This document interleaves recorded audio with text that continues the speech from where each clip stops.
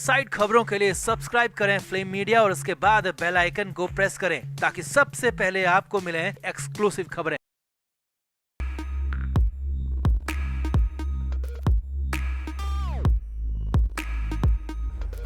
तो इस वक्त महाराष्ट्र की सियासत में हर तरफ कैश फॉर वोट कांड की चर्चा हो रही है। हर तरफ वो वीडियो सर्कुलेट हो रहा है जिसमें लाखों रुपए के नोट बांटते देखा जा सकता है। जी हाँ, बीजेपी के राष्ट्रीय महासचिव विनोद तावड़े पर संगीन आरोप लगे हैं। वोट के लिए 5 करोड़ रुपए बांटने का आरोप लगा है, जिसके बाद तो विनोद तावड़े के खिलाफ FIR दर्ज कर ली गई है। चुनाव आयोग ने सख्त एक्शन भी ले लिया है। साथ ही साथ विपक्षी गठबंधन के नेताओं ने बीजेपी पर हमला करने में कोई कसर नहीं छोड़ी। मगर इसी बीच विनोद तावड़े का कहना है कि ये सारी साजिश उद्धव ठाकरे और संजय राउत की रची गई है। तो क्या है पूरा मामला, आपको भी दिखाते हैं। आप भी वीडियो को शेयर करें और अपनी राय कमेंट बॉक्स में जरूर दें।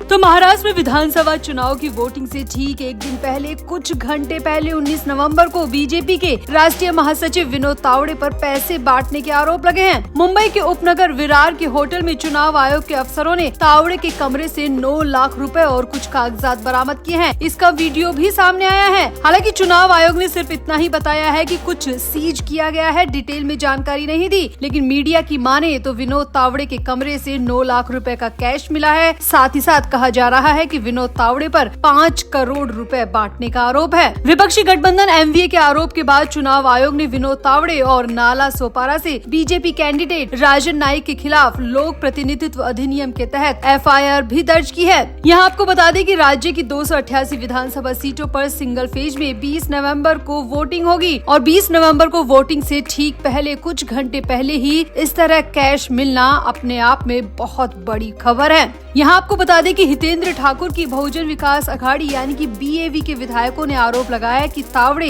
5 करोड़ रुपए लेकर विरार इलाके में एक होटल में पहुंचे थे। उनके साथ नाला सोपारा सीट से बीजेपी प्रत्याशी राजन नाईक और दूसरे कार्यकर्ता भी थे। यहाँ उनकी मीटिंग चल रही थी। हितेंद्र ठाकुर के मुताबिक होटल में वोटर्स को पैसे बांटे जा रहे थे। जानकारी मिलने पर हितेंद्र ठाकुर और उनके बेटे क्षितिज ठाकुर भी होटल पहुँच गए और बीजेपी उम्मीदवारों को रंगे हाथों पकड़ लिया। अब होटल के जो वीडियो सामने आ रहे हैं उसमें कुछ हितेंद्र ठाकुर के ही कार्यकर्ता नोट दिखा रहे हैं। एक युवक के हाथ में एक डायरी है। आरोप है कि इसी डायरी में पैसों का लेखा जोखा है और ये नोट काफी संख्या में नजर आ रहे हैं। वहीं आरोप लगने के बाद विनोद तावड़े का पहला रिएक्शन भी सामने आया। विनोद तावड़े ने कहा कि नाला सोपारा विधानसभा क्षेत्र में कार्यकर्ताओं की बैठक चल रही थी। चुनाव के दिन की आचार संहिता की 12 बातें बताने के लिए मैं वहाँ पहुँचा था। हमारे सामने वाली पार्टियों को लगा कि मैं वहाँ पैसे बांटने पहुँचा हूँ। इन आरोपों की चुनाव आयोग और पुलिस जाँच करे। मैं 40 साल से पार्टी में हूँ, मुझे सभी जानते हैं। मैं भी चाहता हूं कि चुनाव आयोग को निष्पक्ष जांच करनी चाहिए। वहीं हितेंद्र ठाकुर ने कहा कि मुझे जानकारी मिली थी कि विनोद तावड़े वोटर्स के लिए पैसे बांटने जा रहे हैं, इसीलिए होटल के CCTV चेक करने चाहिए। होटल के CCTV हमने उस वक्त जाकर देखे तो बंद थे। आखिर ये बंद क्यों किए गए थे, इसकी जाँच भी चुनाव आयोग और पुलिस को करनी चाहिए। अब तावड़े पर आरोप लगने के बाद में तावड़े को विपक्षी गठबंधन ने बुरी तरह घेर लिया। राहुल गांधी ने सोशल मीडिया पर लिखा कि मोदी जी, ये 5 करोड़ किसके सेफ से निकला है? जनता का पैसा लूटकर आपको किसने टेम्पो में भेजा? वहीं महाराष्ट्र कांग्रेस के नाना पटोले ने कहा कि विरार के होटल में पैसे बांटते रंगे हाथ पकड़े गए बीजेपी के विनोद तावड़े का वीडियो वायरल हो गया है। अब बीजेपी को विनोद तावड़े को गिरफ्तार करवा देना चाहिए और जेल में भेजकर अपनी पारदर्शिता दिखानी चाहिए, नहीं तो जनता उनके बारे में सब जान जाएगी। संजय राउत ने भी निशाना साधा। संजय राउत ने कहा कि बीजेपी के कुछ लोग आज बहुत खुश है क्योंकि वो विनोद तावड़े को कब से निकालने की कोशिश में कर रहे थे और विनोद तावड़े को निकालने के लिए बीजेपी के लोगों ने ही विनोद तावड़े के खिलाफ साजिश रची है।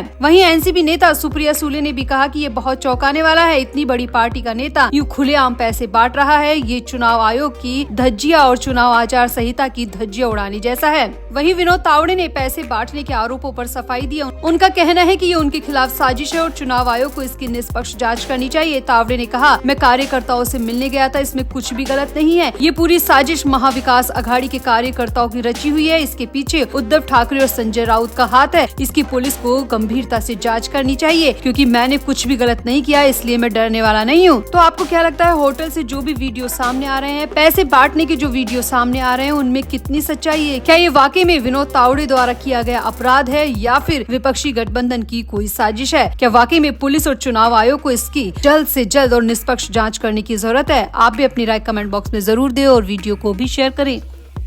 तो ये तो सभी जानते हैं कि शिवसेना के संस्थापक बाला साहब ठाकरे के 3 बेटे थे, मगर उद्धव ठाकरे ही हर तरफ नजर आते हैं। बाल ठाकरे की पहचान महाराष्ट्र की राजनीति में एक ताकतवर नेता के रूप में थी और एक समय था जब महाराष्ट्र की राजनीति में बाल ठाकरे की तूती बोला करती थी। लेकिन बाल ठाकरे के जाने के बाद उद्धव ठाकरे ही उनकी सारी विरासत के हकदार माने गए। उद्धव ठाकरे को ही सब कुछ विरासत में मिला, लेकिन दोनों भाइयों का क्या हुआ, दोनों भाइयों के परिवार क्यों यूं सड़क पर आ गए, इसकी पोल खुद उद्धव ठाकरे के बड़े भाई जयदेव ठाकरे ने खोली है, जो कि एकनाथ शिंदे गुट में शामिल हो चुके हैं। जी हां, उद्धव ठाकरे के बड़े भाई जयदेव ठाकरे अचानक से वोटिंग से पहले जनता के सामने आए हैं और उद्धव ठाकरे पर कई संगीन आरोप लगा दिए और उद्धव ठाकरे को लेकर कई खुलासे भी कर दिए, जो कि काफी हैरानी भरे हैं। उद्धव ठाकरे के भाई जयदेव ठाकरे ने कहा कि बाला साहब ठाकरे के 3 बेटे थे, लेकिन सिर्फ उद्धव ठाकरे ही चर्चा में रहते हैं। जयदेव ठाकरे ने कहा कि बाला साहब ठाकरे यानी मेरे पिता के सबसे बड़े बेटे का नाम बिंदु माधव ठाकरे था, लेकिन उद्धव ठाकरे ने उनके नाम को और उनके परिवार को पूरी तरह खत्म कर दिया। मैं जानता हूं कि 1996 में एक रोड एक्सीडेंट में मेरे बड़े भाई का निधन हो गया था, लेकिन उनके परिवार का क्या हुआ, उनके परिवार के साथ क्या हुआ, ये सब कुछ जनता को जानना चाहिए। जयदेव ठाकरे ने कहा कि मैं दूसरे नंबर का बेटा हूं, लेकिन मुझे भी पूरी तरह साइडलाइन कर दिया गया। हर तरफ सिर्फ उद्धव ठाकरे की ही चर्चा होती है, इसीलिए 2022 में मैंने भी एकनाथ शिंदे का हाथ थाम लिया, क्योंकि एकनाथ शिंदे ही वो शख्स थे जिन्होंने मुझे बाला साहब ठाकरे के बेटे का दर्जा दिया, वरना उद्धव ठाकरे ने तो मुझे पूरी तरह साइडलाइन कर दिया था। यहाँ आपको बता दें, उद्धव ठाकरे पे गंभीर आरोप लगाने वाले जयदेव ठाकरे इससे पहले साल 2012 में यानी कि बाल ठाकरे के निधन के बाद वो उनकी वसीयत के खिलाफ बॉम्बे हाईकोर्ट भी चले गए थे। इसमें जयदेव के नाम कुछ नहीं था, इसे लेकर जयदेव ने उद्धव ठाकरे पर कई गंभीर आरोप उस वक्त भी लगाए थे। जयदेव ठाकरे ने कोर्ट में केस करते समय दावा किया था कि वसीयत लिखते समय बाल ठाकरे की दिमागी स्थिति ठीक नहीं थी और उद्धव ठाकरे ने उन्हें बहलाकर सारी प्रॉपर्टी अपने नाम करा ली और जयदेव के परिवार को पूरी तरह साइडलाइन कर दिया। हालांकि कहा जाता है कि जयदेव की पत्नी स्मिता ठाकरे, जिनसे उनका तलाक हो चुका है, उन्हें मातोश्री की पहली मंजिल में हिस्सा दिया गया था, लेकिन जयदेव ने इसके बाद तीसरी शादी कर ली थी, इसलिए जयदेव को इस प्रॉपर्टी में कुछ भी नहीं दिया गया था। लेकिन अब जयदेव ठाकरे सामने आए और उन्होंने कहा है कि उद्धव ठाकरे ने बहला फुसलाकर बाला ठाकरे से सारी वसीयत अपने नाम करा ली थी, सारी प्रॉपर्टी अपने नाम करा ली थी। जयदेव ठाकरे ने जनता के सामने आकर कहा कि उद्धव ठाकरे फ्रॉड है और उन्हें जनता अगर चूज करती है तो ये महाराष्ट्र का दुर्भाग्य होगा। उद्धव ठाकरे के बड़े भाई ने जनता के सामने उद्धव ठाकरे पर कई गंभीर और संगीन आरोप लगाए, जिसमें सबसे बड़ा आरोप यही है कि उद्धव ठाकरे ने बाल ठाकरे को बहलाकर सब कुछ अपने नाम करा लिया और दोनों भाइयों के परिवार को सड़क पर ला दिया। तो वोटिंग से पहले, चुनाव से ठीक पहले उद्धव ठाकरे पर लगे ये गंभीर आरोप क्या वाकई में उद्धव ठाकरे की मुश्किलें बढ़ा देंगे? क्या MVA के लिए मुश्किलें बढ़ा देंगे? आप भी अपनी राय कमेंट बॉक्स में जरूर दें और ये भी बताएं कि जयदेव ठाकरे के इन आरोपों में कितना दम है। क्या ये आरोप सिर्फ चुनावी आरोप है या वाकई में उद्धव ठाकरे ने ऐसा कुछ किया था? आप भी अपनी राय कमेंट बॉक्स में जरूर दें और वीडियो को भी शेयर करें।